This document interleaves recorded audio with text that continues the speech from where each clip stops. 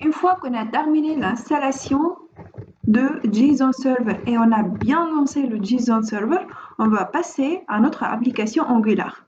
Dans notre application, donc je vais commencer par le lancement de l'application en tapant la commande ng-serve. Voilà. Donc cette commande, elle va lancer le projet sous le port 4200. Et dans l'application, je vais créer un composant donc, qui va prendre en charge l'affichage d'une liste de produits. Pour créer un nouveau composant dans notre application, donc on va utiliser la commande ng-gc, c'est pour dire generate component, et le nom de ce composant c'est donc liste product. Voilà.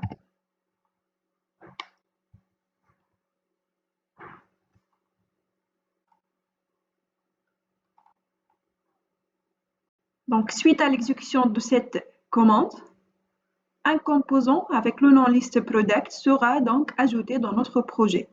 Voilà donc l'exécution, elle est déjà terminée. Donc, on trouve sous le dossier app de notre projet, on trouve qu'on a donc un nouveau dossier avec le nom liste product.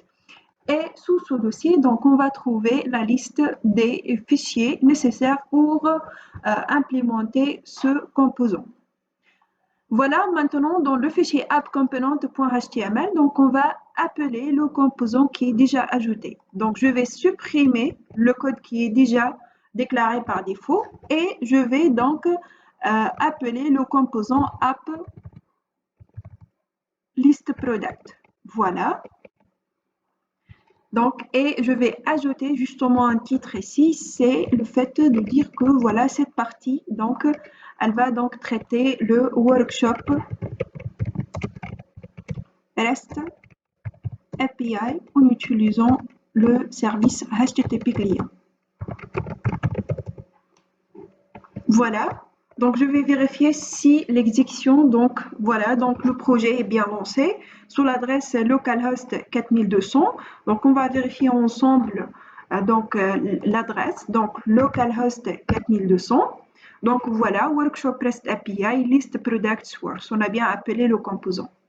Donc, comme j'ai déjà mentionné, l'objectif de ce composant, c'est de récupérer la liste de produits qui est déjà donc implémentée dans le fichier db.json.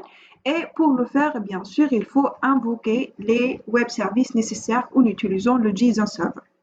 Pour le faire, donc, je vais créer un service donc, qui va prendre en charge l'appel à ces web services. Donc, je vais générer un nouveau service dans l'application avec la commande ng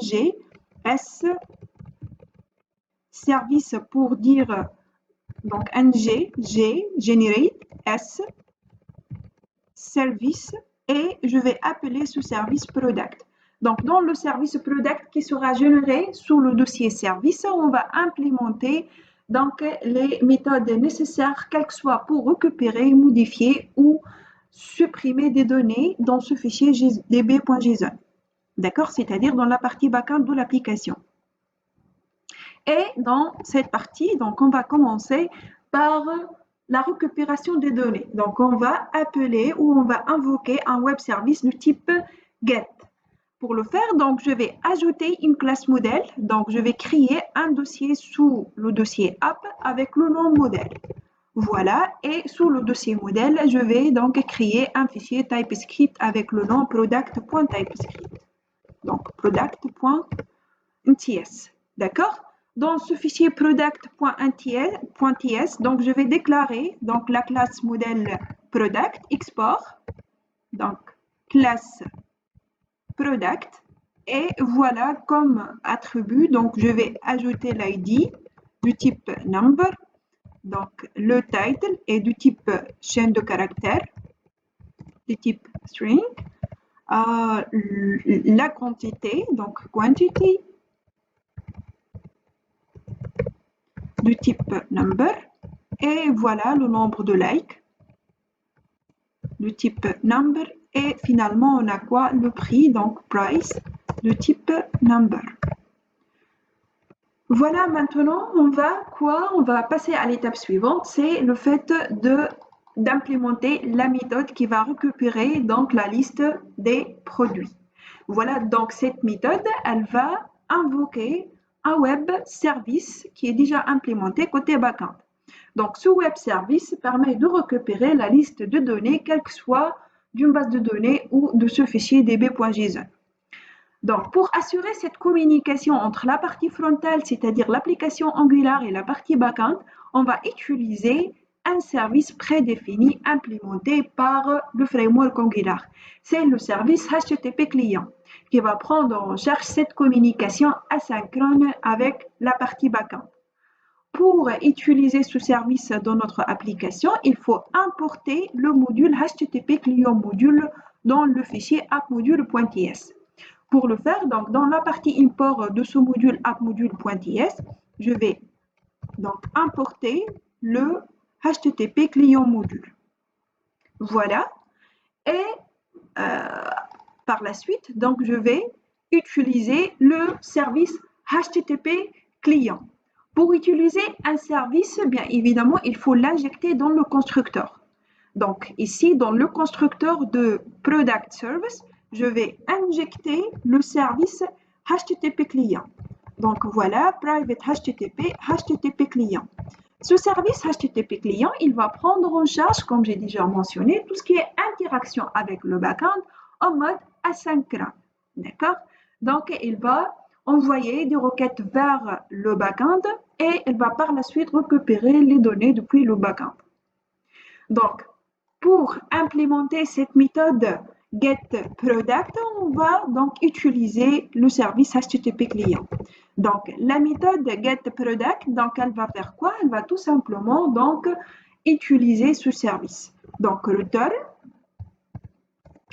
this.http.get. On a déjà dit qu'on va implémenter du web service du type REST. Donc, le premier type des web services du type REST, c'est le type GET. Donc, le fait de récupérer des données depuis un URL. D'accord? Donc, dans cette méthode de GET, c'est une méthode paramétrée. Donc, elle va prendre en paramètre l'URL. D'accord? Donc, pour donner l'URL, donc, on va utiliser l'adresse localhost 3000 products. D'accord?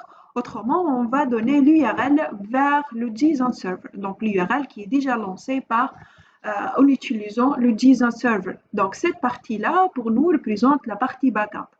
On a dit que c'est vrai qu'on n'a pas implémenté cette méthode qui va retourner cette liste des produits, mais on a utilisé le JSON Server pour simuler le comportement de ce web service de type GET. D'accord? Donc ici, donc je vais donner l'URL. D'accord? Point virgule. C'est quoi donc le retour de l'URL? C'est un tableau des produits. Donc de préférence, il faut donner le type donc des données. Donc ici, l'output c'est donc voilà le products. Voilà, donc une fois qu'on a terminé l'implémentation de cette méthode getProduct, d'accord, on va l'appeler dans le composant. Donc le composant listProductComponent, donc il va appeler la méthode getProduct pour récupérer la liste de produits. Donc pour le faire, on va pointer dans le fichier TypeScript de ce composant et on va appeler ce service donc Product Service. Pour appeler un service, donc on va faire quoi? On va l'injecter dans le constructeur. Donc ici, on va faire quoi? Private. Donc, par exemple, Product Service est du type quoi? Et du type Product Service. Donc voilà, on va injecter le service. D'accord? Et voilà, on va quoi faire? Donc, on va déclarer une liste de produits. D'accord? Donc, liste product qui représente quoi? Qui représente un tableau des produits. On ne va pas déclarer le tableau de produits statiquement. D'accord? Mais on va quoi? On va récupérer la liste de produits qui est déjà implémenté côté backend, c'est-à-dire dans le fichier db.json. Pour le faire, bien évidemment, on va utiliser la méthode getProduct qui est déjà implémentée dans ce service. D'accord? Donc, pour le faire, on va faire quoi? On va donc utiliser ce service thisProduct.service.getProduct. C'est quoi le retour de getProduct? Donc, c'est une liste des observables. Donc, c'est pour cela qu'on va faire quoi ici? On va faire subscribe. D'accord? Donc, lorsqu'on va recevoir le retour de cette requête, on va faire quoi? Donc, on va récupérer la liste des données, d'accord? Donc ici, voilà, donc on va recevoir des datas. C'est quoi le type de data? Donc c'est un tableau des produits, d'accord? Et on va affecter donc ces données qui sont déjà reçues. Donc voilà, liste des produits. Donc this list product, donc elle va prendre quoi? Les datas qui sont déjà envoyées. Voilà.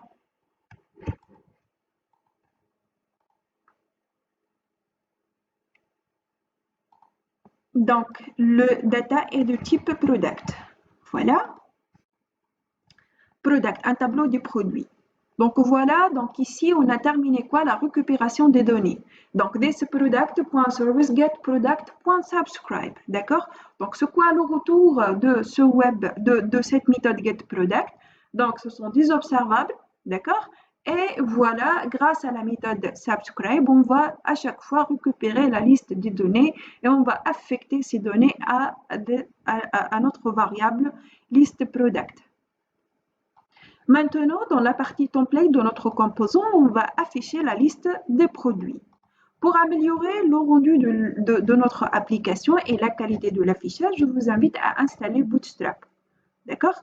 Pour installer Bootstrap, donc on va utiliser quoi? On va utiliser la commande npm install bootstrap. Cette commande, elle va installer la dernière version de la bibliothèque Bootstrap sous le dossier Node Modules.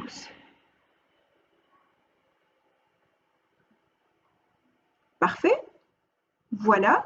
Donc maintenant, on va importer, donc justement, je vais utiliser le fichier styles.css, mais bien sûr, vous pouvez travailler aussi dans le fichier angular.json. Donc, mais moi ici, je vais utiliser le fichier styles.css. Comme il est déjà mentionné ici, you can add the global styles to this file and also import other style files. Donc ici, je vais faire quoi? Je vais faire l'import des fichiers, donc TypeScript qui sont déjà implémentés dans Bootstrap. Donc ici, suite à l'exécution de la méthode de la commande npm install bootstrap, donc la bibliothèque Bootstrap, elle est déjà insérée sous le dossier Node Modules. Donc si vous cherchez sous le dossier Node Modules, vous allez trouver donc le dossier Bootstrap. Donc nous, on va importer donc /bootstrap /list /css /bootstrap.css. Donc on va utiliser donc les fichiers de style Bootstrap pour améliorer la qualité de l'affichage. Voilà, donc j'ai tout simplement utiliser les imports nécessaires au niveau de fichier styles.css. Donc, maintenant, je vais afficher la liste de produits au niveau de template de ce composant liste product. On a bien récupéré la liste de produits. Maintenant, on va voir le rendu de cette liste. Donc, on a tout simplement deux produits.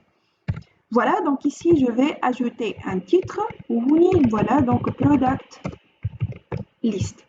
Donc, pour parcourir la liste de produits, je vais ajouter donc div classe row, voilà, pour dire que je vais donc utiliser deux colonnes. Voilà, donc div, et ici, donc je vais, voilà, commencer la partie design de l'interface. Donc pour cela, je vais utiliser des fichiers du style ou de composants qui sont déjà proposés dans cette bibliothèque Bootstrap. Pour cela, je vous invite à consulter le site getbootstrap.com et ici, vous allez trouver dans la partie docs, donc voilà, une proposition des composants. Donc voilà, des components. Donc moi, je vais chercher la partie carte. Voilà. Et je vais utiliser, voilà, l'exemple, le premier exemple proposé dans la partie carte. Donc tout simplement, je vais copier le code. Donc voilà, je vais copier ce code. Copier. Voilà. Et je vais l'utiliser dans le design de mon application. Donc oui, voilà, div, et je vais réserver tout simplement pour chaque produit 3 colonnes. Parfait. Parfait, donc voilà, on va voir le rendu de l'exécution. Donc voilà le rendu de l'exécution. Donc il nous manque l'ajout d'une image ici. Donc on va ajouter une image statique depuis Internet. Donc voilà, par exemple, je vais ajouter une image d'un t-shirt. Donc je vais chercher une image simple, donc d'un produit. Donc voilà, je vais utiliser par exemple l'exemple proposé ici. Voilà, donc voilà, c'est un exemple très simple. Donc il y a plusieurs propositions. Donc vous pouvez donc choisir un exemple parmi les exemples proposés. Voilà, donc enregistrer l'image sous et je vais l'enregistrer donc sous le projet Angular projet. Donc le nom du projet c'est workshop numéro 6. On va enregistrer cette image sous le dossier assets avec le nom img. Voilà. Voilà, donc ici maintenant au niveau de notre code, je vais donc remplacer la partie src par donc le chemin vers le dossier assets et vers voilà donc l'image. Donc on va voir maintenant le rendu de l'exécution. Voilà donc le rendu de l'exécution. Maintenant, l'affichage, c'est un affichage 100% statique. Donc, pour parcourir la liste de produits, donc on va utiliser la directive ngFor. Donc, au niveau, donc je vais justement ajouter donc une balise div, voilà, et je vais appeler donc la directive ngFor au niveau de cette div, de cette balise. Donc, étoile ngFor, let par exemple, P of list product, la liste des produits qui est déjà récupérée. Et à chaque fois, par exemple, ici, on a le card title, on va remplacer le card title par le p.title, par exemple. Voilà. Donc ici, dans la partie description, ici, donc je vais supprimer le code qui est déjà proposé ici et je vais le remplacer par le p. Par exemple, p.price. Voilà, donc je vais donner ici le price. Voilà, donc, et je vais donner par exemple la quantité, donc quantity. Donc, P. Voilà, donc j'ai utilisé tout simplement l'interpolation. Voilà, donc, et je vais remplacer donc le mot go somewhere par exemple le bouton like. Donc on va voir le rendu de l'exécution maintenant ensemble. Donc voilà, dans notre liste on a deux produits. Donc voilà, on a exactement deux produits. Donc product 1, product 2 c'est les titres. Donc et après on a quoi? Le prix et la quantité de chaque produit. Donc voilà, on a bien récupéré la liste de produits depuis l'URL localhost 3000/product. Autrement, on a consommé ce web service de type GET afin donc d'afficher les données dynamiquement à notre visiteur. Et j'ai utilisé le Bootstrap afin d'améliorer la qualité de l'affichage, mais ça reste toujours optionnel. On va passer maintenant à la deuxième étape, c'est le fait d'ajouter un produit dans la liste de produits. Donc, on va consommer un web service du type POST.